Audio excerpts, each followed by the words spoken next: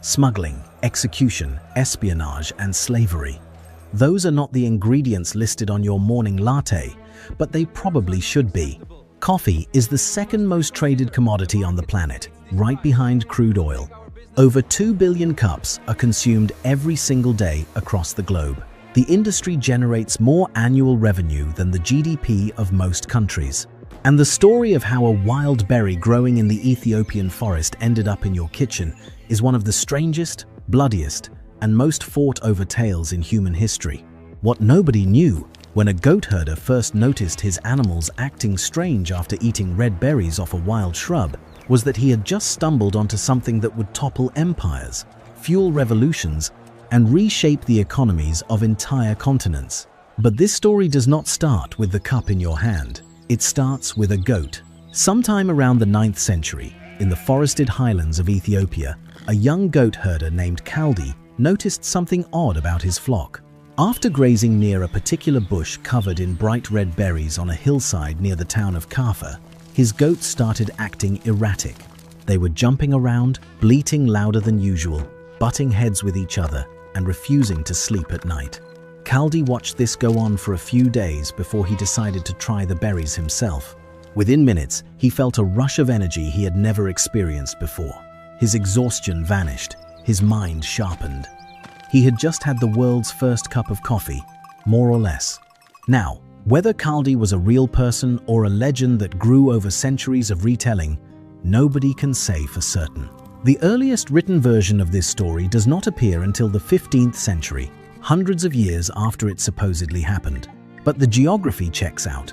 Wild coffee plants, the species known as Coffea arabica, still grow in the highland forests of Ethiopia to this day. They thrive at elevations between 1,000 and 2,000 meters, in the cool shade beneath the forest canopy, and the region around Kaffa, in southwestern Ethiopia, is widely considered the birthplace of coffee as we know it. The plant had been growing wild there for thousands of years before anyone figured out what to do with it. Indigenous communities in Ethiopia had been chewing coffee leaves and crushing the berries into a paste mixed with animal fat for energy long before anyone thought to roast and brew them. This is where the story takes a turn nobody expected. Kaldi reportedly brought his discovery to a local monastery, where a monk dismissed the berries as the work of the devil and threw them into a fire. But as the berries roasted in the flames, they released an aroma so rich and intoxicating that the other monks came running from across the courtyard. They raked the roasted beans from the coals, crushed them into a rough powder, dissolved the grounds in hot water, and drank the result. That night, they stayed awake through their entire evening prayer service without a single nod of drowsiness. Word spread fast through the monasteries of the Ethiopian highlands. The monks had found something extraordinary, and they were not about to keep it to themselves. But it was across the Red Sea, in Yemen, where coffee truly became a force that reshaped daily life. By the 15th century, Sufi monks in the Yemeni port cities had turned coffee drinking into a spiritual practice.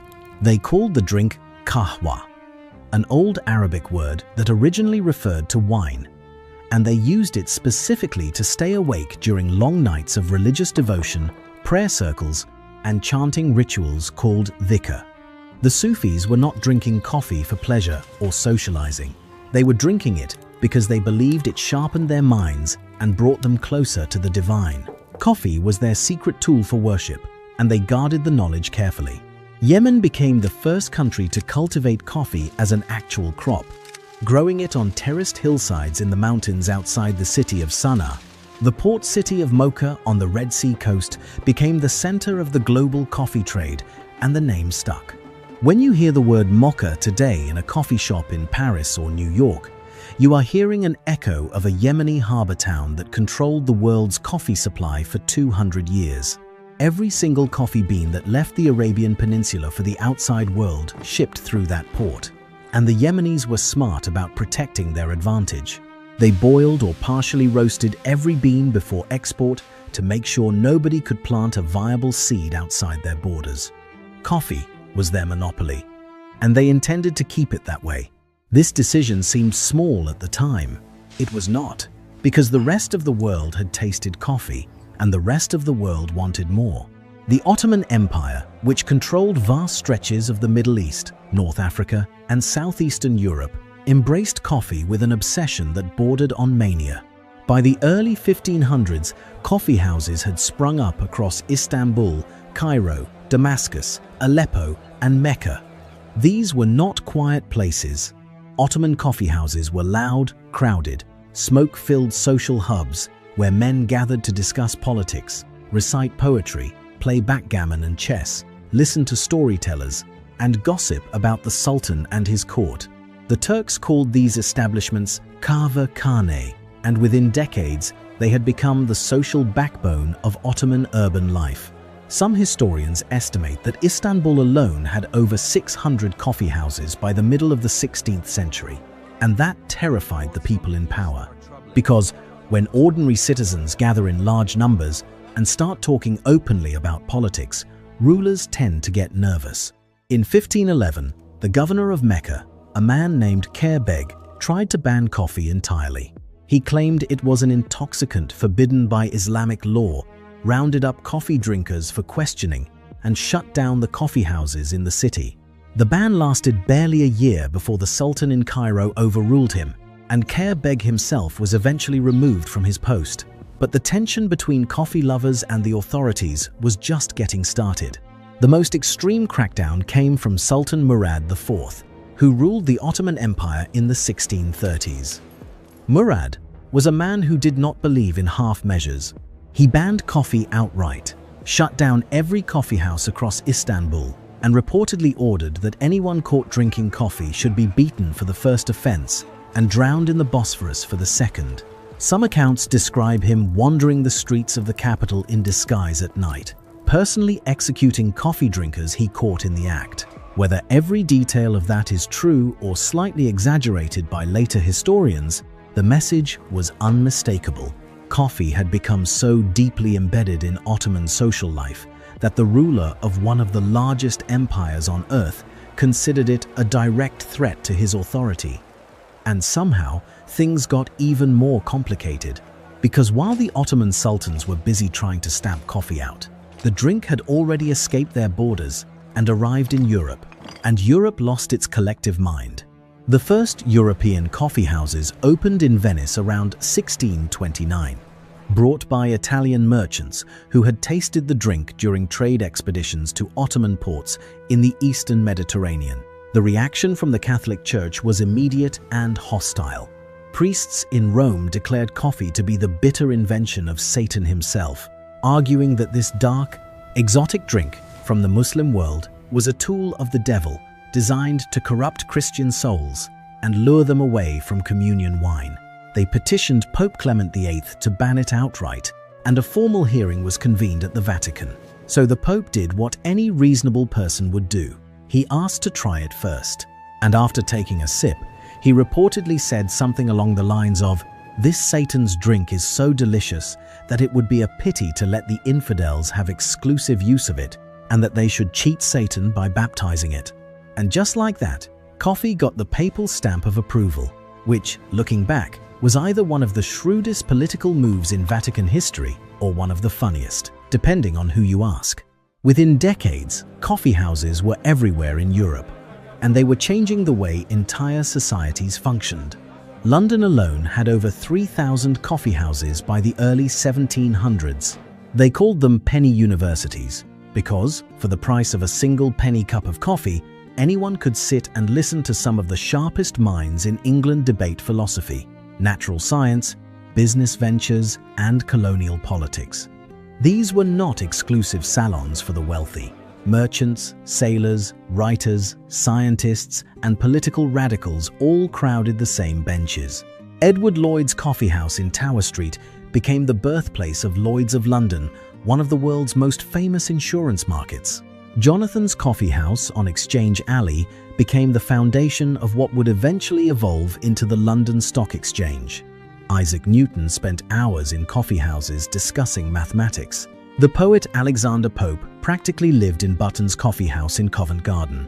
And in France, the Café de Procope in Paris, which opened in 1686, hosted Voltaire, Rousseau, Diderot, and Benjamin Franklin at various points. Voltaire reportedly drank somewhere between 40 and 50 cups of coffee a day, which honestly explains a lot about his output. But the Europeans had a problem. They were completely dependent on Yemen for their supply, and the Yemenis were not about to share their monopoly willingly. Every attempt to smuggle viable coffee seeds out of Yemen was met with resistance. The trade routes were controlled, the beans were treated before export, and the Yemeni authorities had every reason to maintain their stranglehold on the market. The clock was already ticking. The Yemenis just could not hear it yet. Because in 1616, a Dutch trader named Peter van den Broeke managed to steal a live coffee plant from the port of Mocha and smuggle it back to Amsterdam aboard a merchant ship. The Dutch East India Company successfully cultivated it in their botanical gardens in the Netherlands. And then they did what colonial powers always did. They took it to their territories overseas. The Dutch planted coffee across their colonies in Ceylon, which is modern-day Sri Lanka, and in Java, part of present-day Indonesia. The island of Java became so synonymous with coffee production that the word Java is still used as slang for coffee over 400 years later. The Dutch also established coffee plantations in Suriname, on the northern coast of South America, using enslaved labor imported from West Africa. But the Dutch were not the only European empire with coffee ambitions. France wanted in on the trade, and they were willing to go to extraordinary lengths to get it. In 1723, a French naval officer named Gabriel de Cleo set out on a voyage from the Royal Botanical Gardens in Paris to the Caribbean island of Martinique.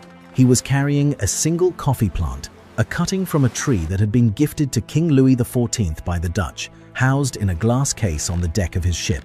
The journey was a disaster from the start. The ship was attacked by Tunisian pirates in the Mediterranean. A violent storm nearly capsized them in the open Atlantic. A fellow passenger, reportedly jealous of de Cleo's mission, or simply unhinged, tried to rip the plant from its case and destroy it. De Cleo fought him off, but a branch was torn away. Then the ship's freshwater supply ran dangerously low, and the captain ordered strict rationing. De Cleo shared his own daily water ration with the coffee plant to keep it alive, going thirsty himself for weeks. He arrived in Martinique sunburned, dehydrated, and exhausted, with the plant barely clinging to life. He nursed it back to health in the volcanic soil of the island, and within a few years, that single plant had produced enough seedlings to establish coffee plantations across the entire French Caribbean.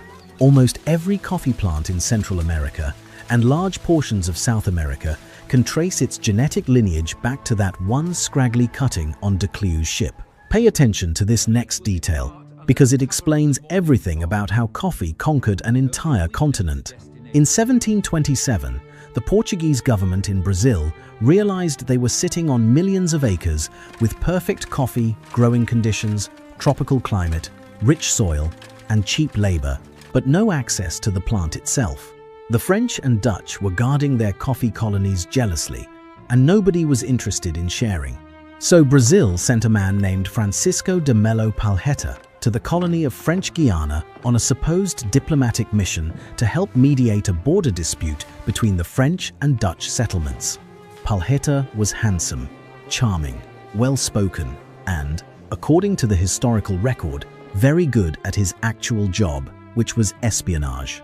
While negotiating the border agreement in the city of Cayenne, Palheta allegedly began an affair with the wife of the French colonial governor. When the time came for him to leave and return to Brazil, she gave him an elaborate farewell bouquet of flowers at a public banquet. Hidden inside the bouquet were fertile coffee seeds and cuttings. Palheta brought them back across the border to Brazil, planted them in the northern state of Para, and within decades, coffee cultivation had spread south through the states of Maranhão, Bahia, Rio de Janeiro, São Paulo, and Minas Gerais. Brazil transformed itself into the largest coffee producer on the face of the earth, a title it still holds today, producing roughly a third of the world's coffee supply every year. I mean, think about that for a second. The entire Brazilian coffee industry, worth tens of billions of dollars annually, exists because of a seduction scheme at a dinner party in 1727. But the expansion of coffee across the tropics came at an unimaginable human cost. And this is where the story stops being a quirky adventure and becomes something much darker. The coffee plantations that spread across the Caribbean, Central America, South America, and Southeast Asia were overwhelmingly built on the labor of enslaved people. The Dutch used enslaved workers from West Africa and forced local populations into labor on their plantations in Java and Suriname. The French relied on enslaved Africans in Haiti, Martinique, and Guadeloupe, where the conditions were so horrific that Haiti's coffee and sugar plantations became one of the primary catalysts for the Haitian Revolution of 1791.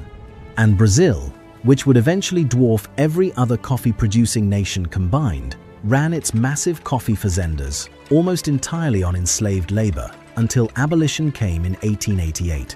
Brazil was the last country in the Western Hemisphere to abolish slavery, and coffee was one of the primary economic engines that kept the institution alive for as long as it did. The conditions on these plantations were brutal. Workers on Brazilian coffee estates in the Parabá Valley and around São Paulo labored from before dawn until after dark, clearing dense Atlantic forest, planting seedlings, harvesting ripe coffee cherries by hand under the tropical sun, and processing the beans in open-air terreiros. Death rates were staggering.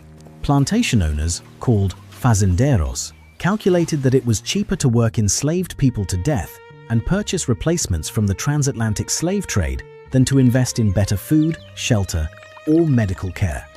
The wealth that coffee generated flowed upward to landowners in Brazil and commodity traders in London, Amsterdam, and New York, while the human cost was borne almost entirely by African and indigenous people who never saw a fraction of the profits.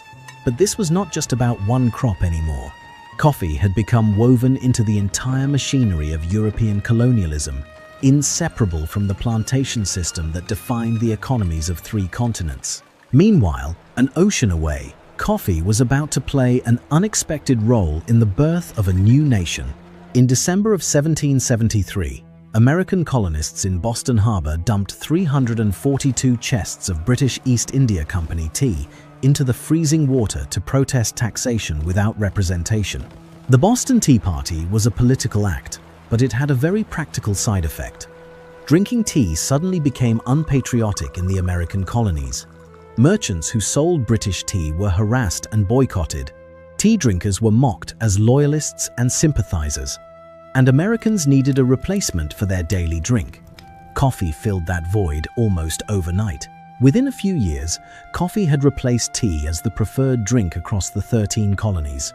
Coffee houses in Philadelphia, New York, and Boston became gathering places where organizers of the independence movement planned their next moves. The Merchants Coffee House in New York hosted some of the earliest meetings of what would become the government of the new republic, and the cultural shift stuck permanently. To this day, the United States consumes more coffee than any other single nation on the planet.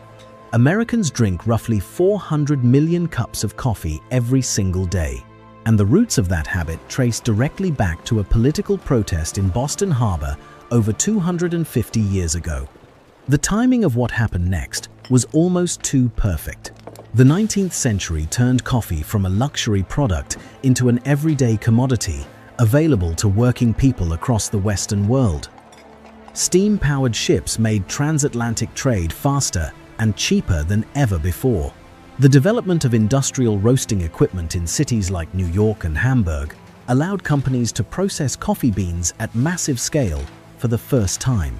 And the invention of vacuum-sealed tin packaging meant roasted coffee could be shipped across continents and stored on grocery shelves for months without losing its flavor.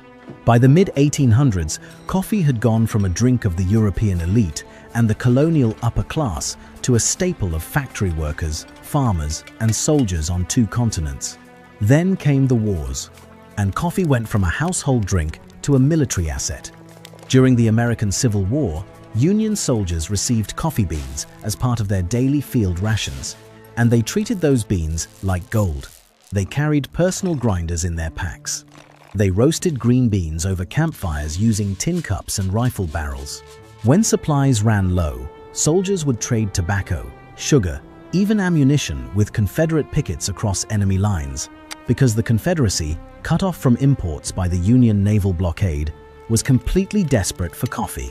Southern soldiers resorted to brewing substitutes from roasted chicory root, sweet potatoes, and acorns, but nothing came close.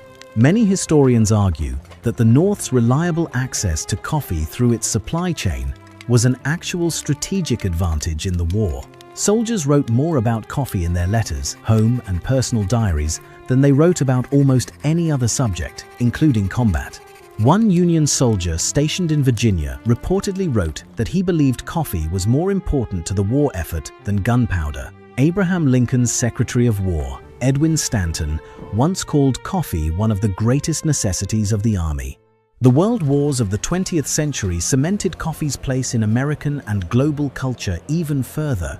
The United States military purchased so much coffee during World War I that it created severe domestic shortages back home, and the government had to intervene to stabilize prices and prevent hoarding.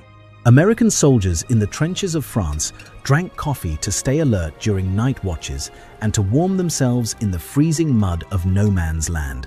It was during this war that the term "cup of Joe" entered the American vocabulary, possibly named after Secretary of the Navy Josephus Daniels, who had banned alcohol on naval ships in 1914, making coffee the strongest drink available to sailors. During World War II, the military commissary system distributed millions of packets of instant coffee to soldiers deployed across Europe, North Africa, and the Pacific. Nescafé and Maxwell House became household names largely because of their enormous military contracts, and returning soldiers brought their coffee habits home with them to suburbs across America. The post-war boom of the 1950s and 60s saw coffee become the unquestioned default American beverage, with brands like Folgers and Maxwell House dominating grocery store shelves, diner counters, and television advertising during prime time. But something happened in the 1960s and 70s that the major coffee companies did not anticipate. Quality collapsed. In the race to produce coffee as cheaply as possible for the mass market, the big roasters started blending lower-grade Robusta beans with Arabica, cutting corners on the roasting process, and prioritizing shelf life and uniformity over flavor.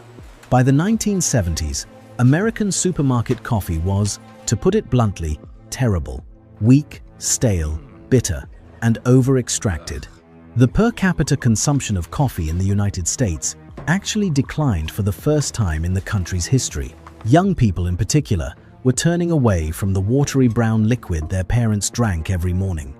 If coffee had stopped here, this would be a very different story. But in 1971, three friends named Jerry Baldwin, Zev Siegel, and Gordon Bowker opened a small shop called Starbucks in the Pike Place Market neighborhood of Seattle, Washington. They did not sell brewed coffee at first. They sold high-quality whole roasted beans imported from small farms, along with brewing equipment and tea. Their focus was on educating customers about where coffee came from and how to prepare it properly. It was a niche business in a niche neighborhood, and it stayed that way for a decade. Then, in 1982, a young marketing director named Howard Schultz joined the company. The following year, Schultz traveled to Milan, Italy, on a buying trip and walked into an espresso bar in the city center. He watched the barista pull shots of espresso with precision and care. He saw regulars greeting each other by name at the counter. He noticed the ritual of it, the theater, the community that formed around a well-made cup of coffee in a beautiful space. And he decided that this was what coffee in America was missing. Not just better beans, but the entire experience. Schultz eventually bought Starbucks from its founders, transformed it from a bean retailer into a cafe chain, and built an empire that changed the way the world thinks about coffee. By the mid-1990s, Starbucks had gone from a single Seattle storefront to a publicly traded company with hundreds of locations stretching from coast to coast. The company made coffee aspirational again. Ordering a grande latte with oat milk became a cultural signal as much as a beverage choice. And the ripple effects spread far beyond one company. Independent roasters and specialty coffee shops emerged in every major city across the United States and Europe, sourcing single-origin beans directly from farms in Colombia, Ethiopia, Guatemala, and Kenya. Baristas started competing in international championships. Coffee was treated with the same seriousness and vocabulary that the wine industry applies to grapes. The third wave coffee movement, as it came to be called, turned coffee from a background commodity into something people genuinely cared about understanding. Today, the global coffee industry generates over $400 billion in revenue annually. More than 125 million people around the world depend on coffee farming for their livelihoods. Coffee is grown in more than 70 countries across the tropical belt, from Brazil and Colombia to Vietnam, Indonesia, and Ethiopia.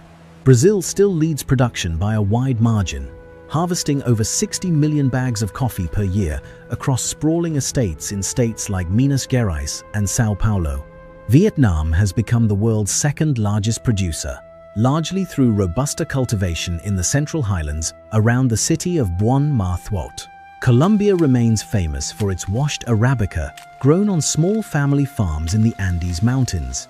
And Ethiopia, the country where that goat herder supposedly noticed his flock acting strange over 1,000 years ago, remains one of the most celebrated origins in the specialty coffee world. Beans from regions like Yirgacheffe, Sidamo, and Guji are prized for their floral and fruity flavor profiles that taste unlike coffee from anywhere else on Earth. The coffee plant, in a sense, has returned home as a global celebrity. The journey from a wild shrub in the Ethiopian highlands to a $400 billion global industry involved espionage, religious controversy, colonial exploitation, political revolution, technological innovation, and corporate reinvention. Every cup you drink carries the weight of that history. The beans were first guarded by Yemeni merchants who understood their value and boiled them to prevent theft. They were smuggled across oceans by colonial spies who risked their lives for a single plant. They were cultivated by enslaved people who never tasted the profits of their own labor. They fueled the thinkers of the Enlightenment in the coffee houses of London and Paris. They were weaponized in a political protest against British taxation in Boston Harbor. They were rationed in wartime trenches on 2 continents. They were nearly ruined by corporate cost-cutting in the 1970s. And they were rescued by a man who walked into the right espresso bar in Milan at exactly the right moment. Coffee is not just a drink. It is 500 years of human ambition, greed, ingenuity, and cruelty, all brewed into a single cup. And the odds are good that you will pour one tomorrow morning without thinking twice about any of it. But now you know the real story. If this video changed the way you think about your morning coffee, hit subscribe and drop a comment telling us which part of the story surprised you the most. And smash that like button so more people can find this video.